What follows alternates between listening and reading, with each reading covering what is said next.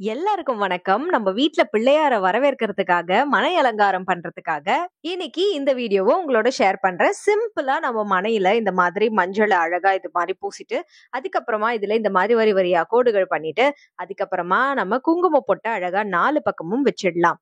உங்களுக்கு எத்தனை எண்ணிக்கையில வைக்கணுமோ, அந்த அளவுக்கு நீங்க வச்சுக்கோங்க. உங்க வீட்டு வழக்கம் என்னவோ, அது மாதிரி நீங்க இத பண்ணிடலாம். அடுத்து இந்த மனைக்கு கீழ ஒரு அழகான கோலம் போடுறதுக்காக, நான் என்ன பண்றேன்னா, இந்த மாதிரி ரெட் கலர எடுத்துட்டு அத சூப்பரா 5 இதழ் பூவா இப்படி மாத்திட்டு, அதுக்கப்புறமா அதுக்கு ஷேடிங் அண்ட் இலை குடுக்கறதுக்காக இப்படி கிரீன் கலர்ல 2 இலை குடுத்துட்டு, ஒரு சின்ன குச்சி வச்சு அதுல கீறல் மாரி வச்சுட்டு, அதுக்கப்புறம் டார்க் கிரீன்ல இந்த மாதிரி ஹைலைட் பண்ணிட்டு, அப்புறம் இந்த பூவினுடைய அந்த பார்டருக்கு பிரவுன் கலர்ல இந்த மாதிரி குடுத்துட்டு, அதுக்கப்புறமா சென்டர்ல இந்த மாதிரி ரெட் அண்ட் அதுக்கு மேல எல்லோ கலர்ல இந்த மாதிரி குடுத்துட்டோம்னா, ரொம்ப அழகா செம்பருத்தி பூ அப்படின்றது ரெடி ஆயிடுச்சு. ஆக்சுவலா செம்பருத்தி பூ அப்படின்றது நம்ம டெய்லி பாக்குற இது கிடையாது. இத வந்து செம்பரத்தை பூ அப்படின்னு தான் சொல்லணும். செம்பருத்தி பூன்றது வேற. ஸோ நெக்ஸ்ட் வந்து இந்த மாதிரி செம்பரத்தை பூ வந்து அழகா நம்ம வரைஞ்சிட்டு, அதுக்கப்புறமா நம்ம இதுக்கு கூடவே வந்து பிள்ளையார் அப்படின்னாலே நமக்கு ஞாபகம் வர்றது ஸ்வஸ்திக் தான் இல்லையா?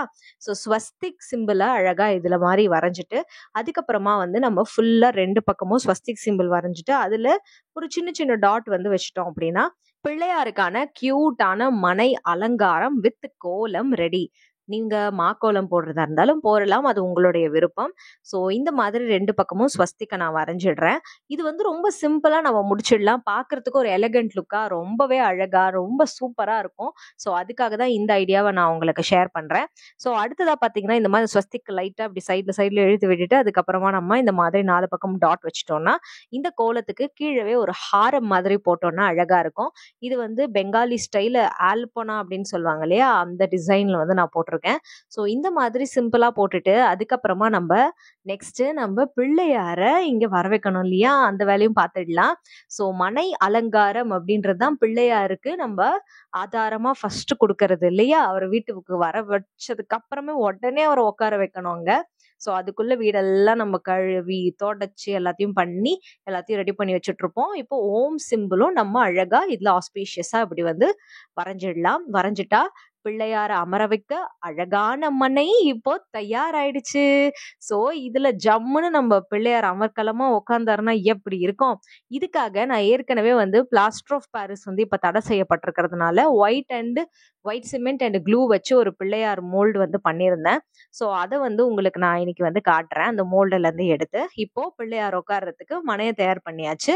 கூடுதல் அலங்காரம் அப்புறம் நம்ம வந்து பிள்ளையார் வச்சதுக்கு அப்புறமா பண்ணலாம். அதுக்காக தான். ஸோ சிம்பிளா ஒரு மனை அலங்காரம்னா இந்த மாதிரி நீங்க பண்ணிட்டு அடிஷ்னலா பூ வச்சு டெக்கரேஷன் பண்ணீங்கன்னா கியூட்டா இருக்கும் பார்க்கிறதுக்கு.